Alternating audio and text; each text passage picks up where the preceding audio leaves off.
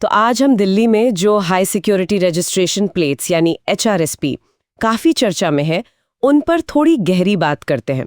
हमारे पास कुछ जानकारी है इस पर और हमारा मकसद है ये समझना कि भाई ये HRSP आखिर है क्या, इतनी जरूरी क्यों बता रहे हैं इसे, और हाँ, ये ऑनलाइन मिलती कैसे है। सुना है इसके बिना तो फाइन भी लग रहा है। हाँ बिल्कुल। और ये सिर्फ एक नई डिजाइन की प्लेट नहीं है असल में। इसके पीछे आप देखें तो सुरक्षा और एक स्टैंडर्डाइजेशन, यूनिफॉर्मिटी लाने के बड़े कारण हैं। तो चलिए देखते हैं इस जानकारी में क्या क्या है। बिल्कुल, शुरू करते हैं एकदम बेसिक से। ये HRSP high security registration plate, ये हाई सिक्योरिटी का क्या मतलब है? पहले वाली प्लेट्स में क्या कमी थी? देखिए, सबसे बड़ा फर्क तो सुरक्षा का ही है।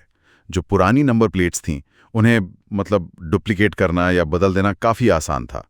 तो इससे क्या होता था कि चोरी की गाड़ियां छुपाना या कहीं जुर्म में इस्तेमाल करना वो थोड़ा सरल हो जाता था। अब ये जो HSRP है, ये एल्यूमिनियम की बनी होती है। इस पर एक क्रोमियम बेस्ड होलोग्राम है। अच्छा, होलोग्राम। हाँ, जिसे कॉपी करना मुश्किल है। और सबसे खास चीज है इसका laser etched permanent identification number. Laser etched code. जी, वो हर प्लेट के लिए, हर गाड़ी के लिए यूनिक होता है और एक सेंट्रल डेटाबेस से लिंक रहता है। और फिर इसकी फिटिंग अलग है, स्नैप लॉक कहते हैं। स्नैप लॉक ये क्या चीज है? मतलब पहले जैसे नट बोल्ट से नहीं कसते से? नहीं, ये अलग सिस्टम है। एक बार ये लॉक हो गई प्लेट तो इससे दोबारा खोला या तोड़ा नहीं जा सकता बिना प्लेट को डैमेज किए। अच्छा। तो इससे प्लेट की चोरी या उसकी अदला बदली करना ये बेहद मुश्किल हो गया है। तो पहला मकसद साफ है, गाड़ी की सुरक्षा, चोरी रोकना।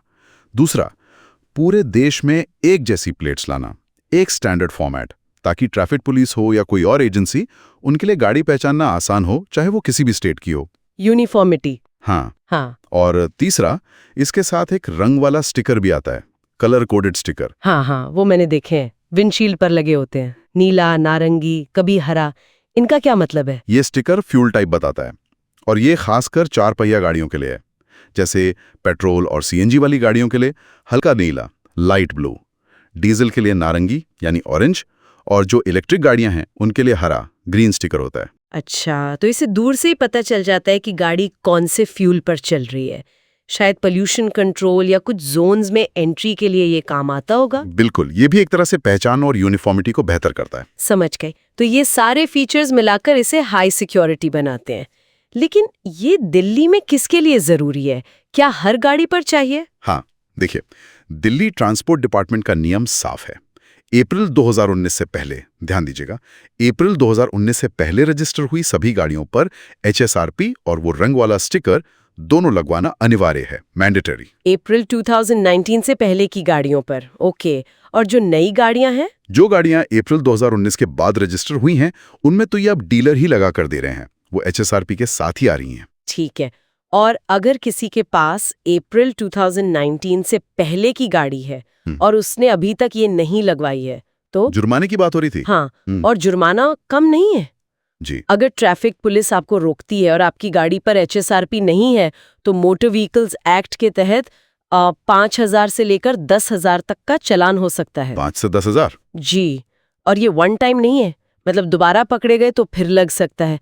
तो ये काफी महंगा पड़ सकता है HSRP ना लगवाना। 10,000 तक? ये तो प्लेट की कीमत से कई गुना ज्यादा हो गया है। अच्छा, तो अगर किसी को अब लगवानी है, प्रोसेस क्या है? क्या ऑनलाइन हो जाता है सब? हाँ, प्रोसेस को काफी हद तक ऑनलाइन और आसान बनाने की कोशिश की गई है। एक ऑफिशियल वेबसाइट है, bookmyhsrp.com। bookmyhsrp.com, ठीक है। हाँ, वहां जाना है। सबसे पहले आपको चुनना होगा कि आपकी गाड़ी किस टाइप की है, प्राइवेट है या कमर्शियल, 2 पहिया है या 4 पहिया। ओके, गाड़ी का टाइप सिलेक्ट कर लिया। उसके बाद गाड़ी की कुछ बेसिक डिटेल्स डालनी होंगी, जैसे गाड़ी का रजिस्ट्रेशन नंबर, चैसी नंबर के आखिरी 5 डिजिट, इंजन नंबर के आखिरी 5 डिजिट और रजिस्ट्रेशन की डेट। ये सब RC पर मिल जाएगा ना? हाँ, ये सारी डिटेल्स आपकी गाड़ी के रजिस्ट्रेशन सर्टिफिकेट यानी RC पर लिखी होती हैं। ठीक है, डिटेल्स भर दी। फिर प्लेट मिलेगी कैसे? घर आएंगी या कहीं जाना पड़ेगा? यहाँ पर 2 ऑप्शन मिलते हैं। एक तो ये कि आप अपने आसपास कोई ऑथराइज्ड व्हीकल डीलर सेलेक्ट कर लें, जहां जाकर आपको प्लेट लगवानी होगी। पोर्टल पर ही डीलर्स की लिस्ट और एड्रेस मिल जाता है। दूसरा ऑप्शन, कुछ शहरों में, शायद दिल्ली में भी कुछ एरियाज में, होम डिलीवरी का भी है। हो सकता है उसके लिए थोड़ा एक्स्ट्रा चार्ज लगे। ये पोर्टल पर चेक करना होगा। अच्छा, तो डीलर सेलेक्ट कर लिया मान लीजिए, फिर अपॉइंटमेंट वगैरह? हाँ, डीलर चुनने के बाद आपको अपॉइंटमेंट के लिए अवेलेबल डेट्स और टाइम स्लॉट्स दिखाए जाते हैं। आप अपनी सुविधा से कोई एक स्लॉट बुक कर सकते हैं। और पेमेंट? पेमेंट भी ऑनलाइन ही करना होता है। आप यूपीआई से, नेट बैंकिंग से या डेबिट क्रेडिट कार्ड से कर सकते हैं। खर्चा एक अनुमान है कि 2 पहिया के लिए लगभग 400 से 600 रुपए तक और 4 पहिया गाड़ी के लिए 1100 से 1500 रुपए के बीच हो सकता है। पेमेंट के बाद एक रिसीट जनरेट होती है, उसे जरूर सेव करके रखें या प्रिंट कर लें। ठीक है। और फिर जो अपॉइंटमेंट ली है उस दिन डीलर के पास जाना है। क्या लेके जाना है साथ में? जो भी डेट और टाइम आपने चुना है उस दिन डीलर के पास जाना होगा। प्लेट लगने में ज़्यादा टाइम नहीं लगता, शायद 10-15 मिनट का काम है। साथ में अपनी गाड़ी की ओरिजिनल आरसी ज़रूर ले जाएं और एक फ़ोटो आईडी प्रूफ जैसे आधार कार्ड या ड्राइविंग लाइसेंस वेरिफिकेशन के लिए देखते हैं वो। और हाँ, वो पेमेंट वाली रिसीट भी। तो प्रोसेस तो काफी सीधा लग रहा है। वेबसाइट पर जाओ, डिटेल्स डालो, डीलर चुनो, पेमेंट करो, अपॉइंटमेंट लो और जाके लगवा लो। हाँ बिल्कुल, कोशिश यही है कि लोगों को आसानी हो। देखिए, इससे ना सिर्फ आप कानून का पालन कर रहे हैं बल्कि आपकी अपनी गाड़ी की सुरक्षा भी बढ़ रही है। और ये भी समझना जरूरी है कि बिना एचआरएसपी के गाड़ी को नॉन कंप्लाइंट माना जाता है। इससे सिर्फ जुर्माना ही नहीं, कभी-कभी इंश्योरेंस क्लेम में या गाड़ी बेचते वक्त भी दिक्कत आ सकती है। तो सारांश यही निकलता है कि दिल्ली में अगर आपके पास अप्रैल 2019 से पहले की गाड़ी है तो एचआरएसपी लगवाना अब एक जरूरत बन गया है। सिर्फ कानून से बचने के लिए नहीं, सुरक्षा के लिए भी। ना लगवाने पर फाइन भारी है और इसे ऑनलाइन bookmyhrsp.com से बुक करना आसान बना दिया गया है। बिल्कुल सही। ये पूरा सिस्टम इस एक तरह का डिजिटल इंफ्रास्ट्रक्चर और स्टैंडर्डाइजेशन की तरफ एक अहम कदम है। देश में यूनिफॉर्मिटी लाता है, एनफोर्समेंट बेहतर करता है।